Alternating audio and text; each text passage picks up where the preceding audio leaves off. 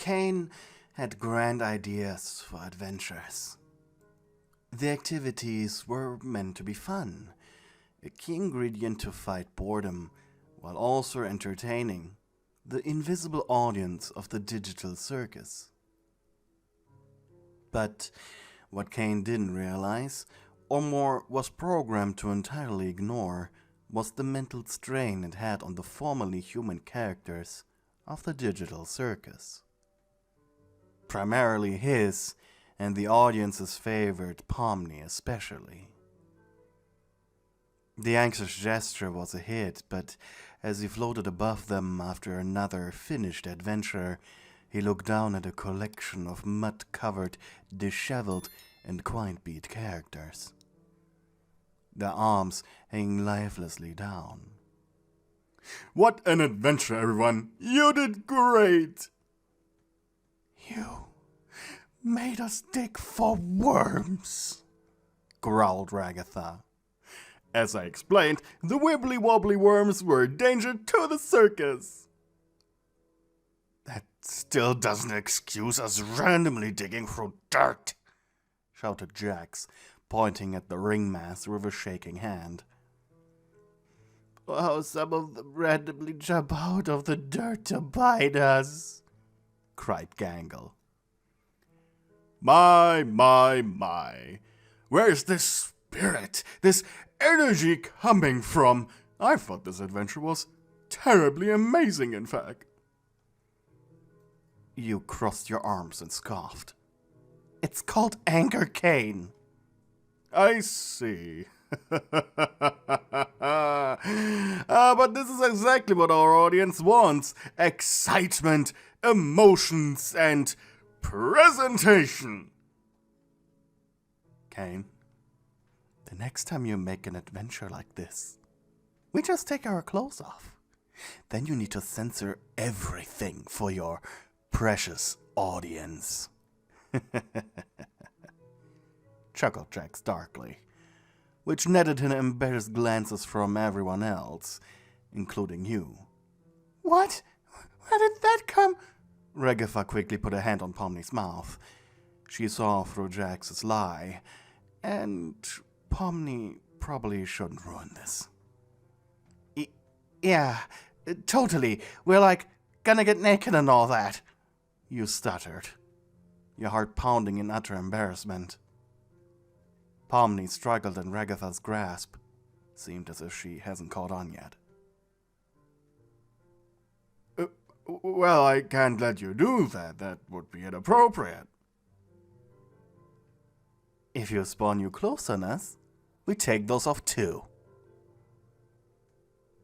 Kane felt like he was in a pickle here. He thought for a moment.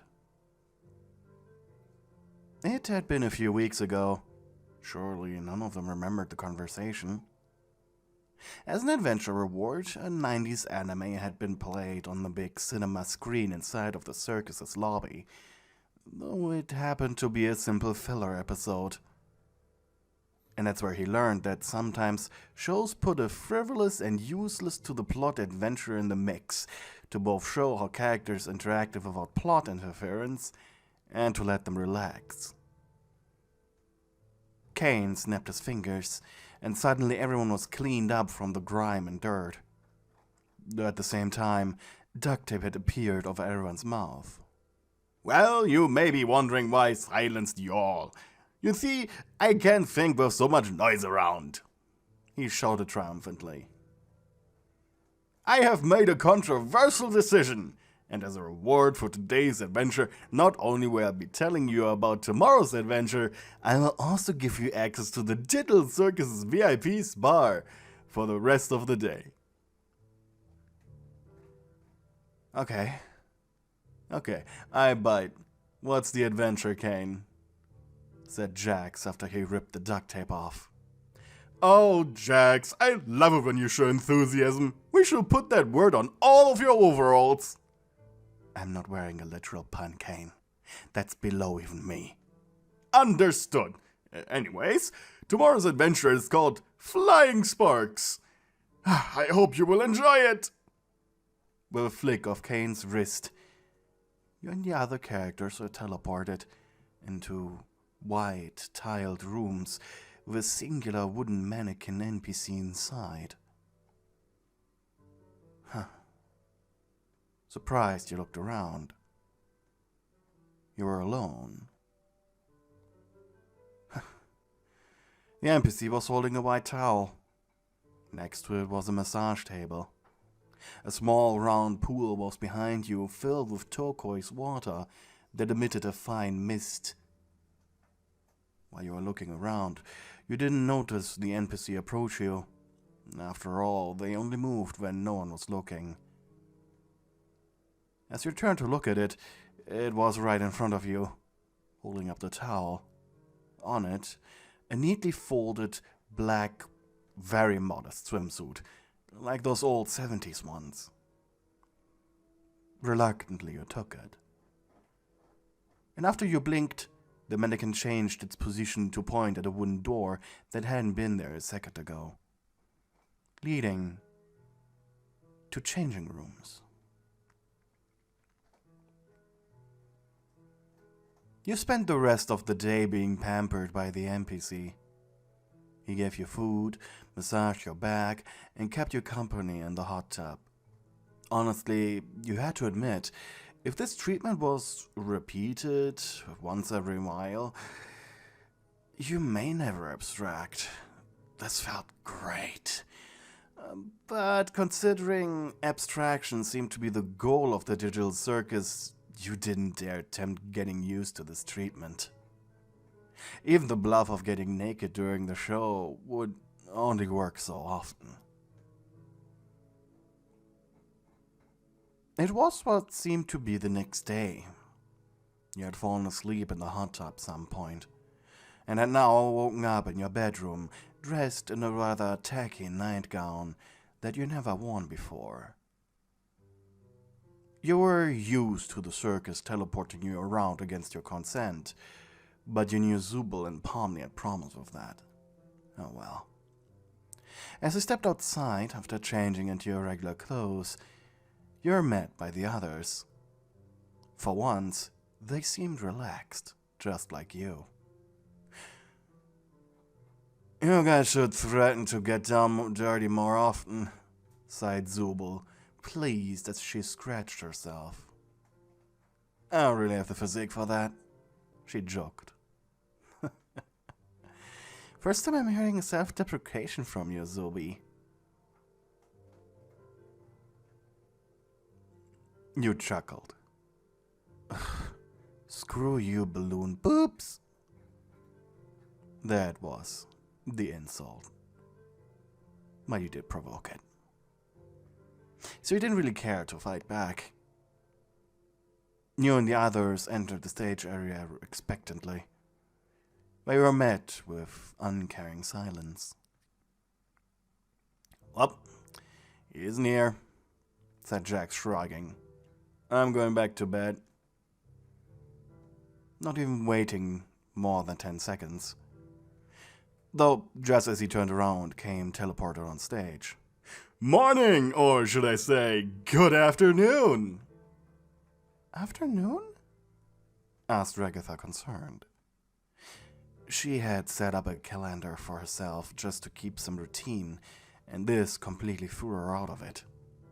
Yes, precisely. Why else did you think I gave you a liminal spa experience you can't find anywhere else, not even in the back rooms? Well, I needed everyone to be completely relaxed and ready to go for today's adventure. Remember, sparks fly. Oh, Ragatha, you usually are the smartest one here. I thought you'd at least remember. About that, you didn't explain what that meant. Are you going to set us on fire? Ganga sounded concerned. That was on purpose, Ganga, my dear. Sparks Fly is going to be my interpretation of a filler episode. Concerned, everyone looked at each other. Okay, I'm out. Oh, no, Zubul! Kane teleported next to the take-apart toy, placing an arm around her shoulder. Can't you imagine it? An adventure specifically designed to not cause you infernal pain for the entertainment of our lovely audience. An adventure where you can just relax and our dear fans will still see it as an incredibly entertaining adventure and make excuses as to why it is absolutely necessary for character development. Zuba blinked. Right. She was completely taken aback by Kane being so hands-on that she forgot to be dismissive. So if everyone please left the tent for the main entrance, please, said Kane triumphantly as he floated up, pointing his cane towards a set of double doors. The interesting thing about the Digital Circus's entrance was that their location randomly changed every day, and it was difficult more often than not to reach the circuses outside. Having Kane literally point at it for once was a nice change of pace. Kane led everyone towards the lake. It was a track you honestly could have done without. The ringmaster constantly attempting to sing a hiking song. The sun NPC was already putting on its sleeping cap to ring in the night sky. When you and the others arrived at the lake, something new was set up there. A large stone platform with a grill and a few benches with tables were arranged on it. Are we having a barbecue, Kane? Asked Pomni, confused. She really tried her best to sound positive, but she felt that something terrible was going to happen any second. Yes, Pomni. As a matter of fact, we are having a barbecue. Scratching your chin, you stepped next to the grill. Some non-Euclidean stuff was happening as you looked down into it. Even though it outwardly seemed like a normal grill, it was actually at least 100 feet deep. Looking down, it made you feel dizzy. That you took a step away. Oh, Butter, would you like to grill? Shaking your head, you raised your hands defensively against Kane. Nope, not happening. Kane chuckled. I expected a no, Butter. Don't worry about it. I'm not making you work today. He tapped you on the shoulder. It was meant to be encouraging, but it just weirded you out. So you just quickly sat down on the closest bench with an embarrassed blush. Pomni was sitting next to you, staring at her folded hands on the table. Pomni? I just know something is going to explode. You blinked, hesitating for a moment. But then you gave in, wrapping an arm around her shoulders. Aw, Pomni. I mean it. It seems like everything Kane does, it just seems to explode. What about the spa? That was nice. The jester pouted. I didn't enjoy it. Why? She tapped her fingers together. I was too scared. You sighed deeply. You mean that it explodes? You pulled her closer to you, her head bumping against your chest, making the jester blush hard. Come on, it really was just a little spa thing. She didn't respond. Poor thing. Though as you were holding Pomni, her right eye twitched. I'm sorry, Butter, but at this point, they aren't pillows, they're mattresses. You blinked. What? Oh God, did I say that out loud? The silence between the two of you was awkward. You opened your mouth, but no sound came out. Why are you still hugging me? I made it awkward. I don't know. Maybe I like that you noticed. The new form your body had taken on inside of the digital world was that of a female clown, probably to replace the abstracted Kaufmal. You had paper white skin A big red smile painted over your mouth, star shapes around your eyes, and pink cotton candy hair that, luckily, didn't melt in water.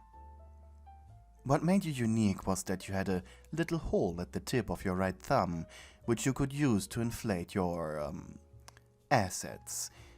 Something you did quite often. More to comfort yourself and give you a little confidence, rather than to appear more attractive to others. You could deflate by squeezing your nose, which got big, red, and bulbous at the slightest increase to your body's volume. There didn't seem to be an upper end to it, too, but there was a point when it turned from just making you feel more comfortable in your own skin to, okay, now you just want attention, ending with, how can you even move like that? Pomni sighed.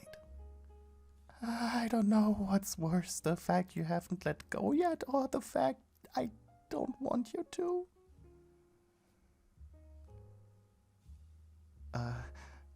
Pomni, are we flirting? You asked awkwardly.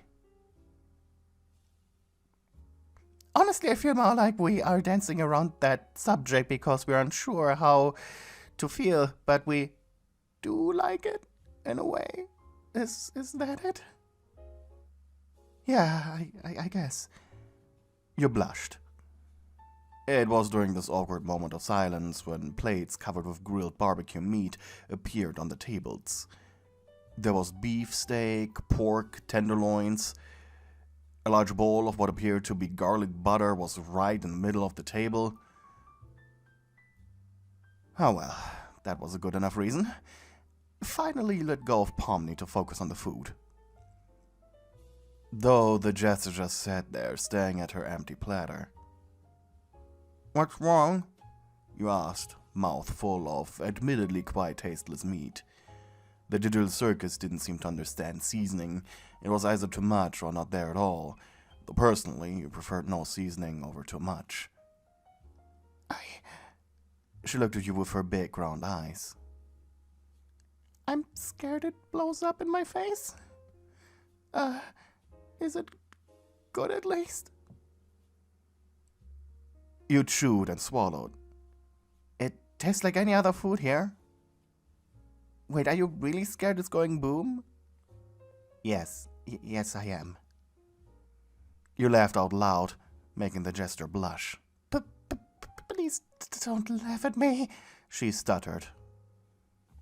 After a minute of reconsideration, though, she finally started filling her plate. The food respawned every 10 minutes. You know, Butter, I think I'd like to see you deflated. Just once, if you don't mind. You blinked, fork in your mouth. You sat there, unmoving for a moment. Did I say something inappropriate? No, just... You blushed. A strange question, and everyone is looking. I'd be embarrassed. Not to mention my clothes will probably fall off. The feeding frenzy went on until the sun fully vanished beneath the floating island of the digital circus, and the moon was now hovering above. Everyone seemed satisfied, though. Kane then walked away from the barbecue to the middle of the stone platform. He had his hands folded behind his back. Well, well, well, everyone. I hope you enjoyed your food. It was alright, snickered Jax, earning him a shoosh from Ragatha. Because today isn't over just yet. Kane made a quick twirl before pointing at the sky. Get ready to enjoy the sparks. From around the entire lake area echoed the unmistakable noise of shooting rockets. The first explosion drowned the entire circus in a beautiful orange glow. Pomni screamed as she jumped up on the bench. I told you things are going to explode! You burst out into laughter as you grabbed her off the table, hugging her closely. Oh my god, you're so adorable! Pomni's eyes widened. If she wasn't panicking before, she certainly was now. Your chest was pushing against her head. It was so soft. She was practically surrounded by you. And warm. It made her eyes roll back. Heart racing as she almost passed out. But as Pomni tried to push herself away, her hands pressed against them.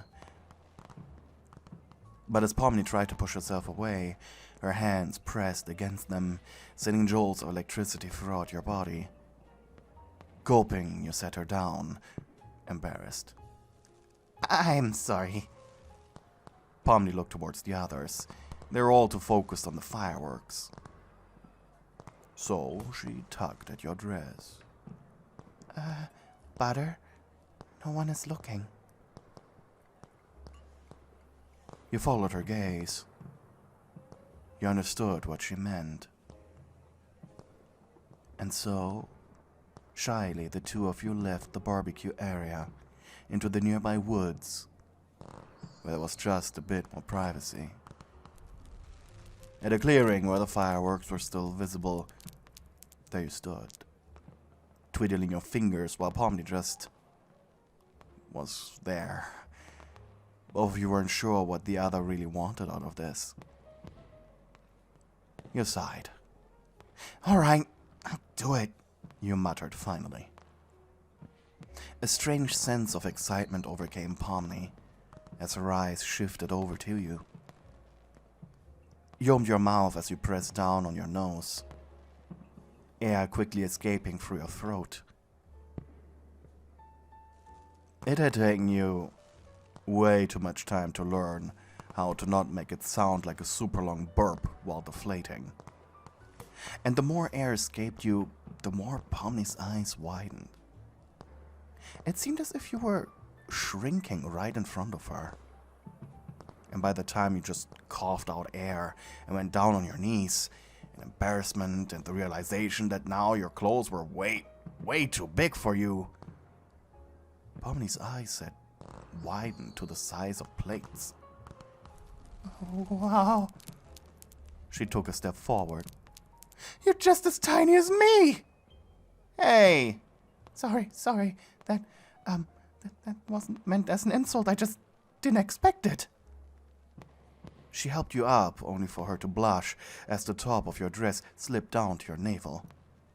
Quickly you crossed your arms over your chest, though you couldn't really call it a chest anymore. Biting your lip, your uninfected body was so flat and small, not much unlike Pomni's. And your nose was now a small orange triangle shape. I don't know if that means anything to you, but, I think you look pretty either way, stuttered Pomni. And you looked at her with a bit of disbelief. Thanks. You hate being small like this. For a moment you considered blowing into your thumb, just so your clothes fit again, but then you decided against it. Instead you smirked, ever so slightly. You really needed to force yourself. You grabbed Pomni, hugging her tightly.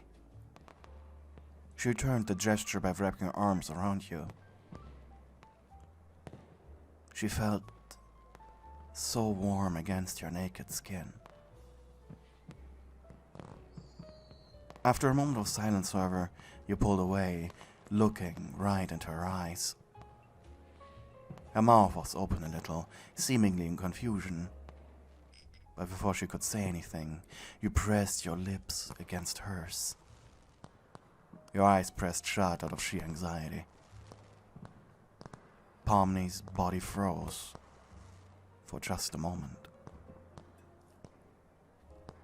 She didn't try to turn away, nor did she make any attempt at taking this further. Exhaling through your nose, you pushed your body against hers, forcing her to counterbalance, the force deepening the kiss even further. The jester hummed in enjoyment. Meanwhile, Your hands reached for the zipper on the back of her costume. For just a second she pulled away, after you reached the lower half of her hip. Her tongue hanging out of her mouth, she breathed heavily. She couldn't really think anymore. She felt stupid, like you had just sucked out her brain. Butter? She asked. She was so horny. Are you sure we want to do this? You looked into her eyes, your pupils already having turned into pink hearts.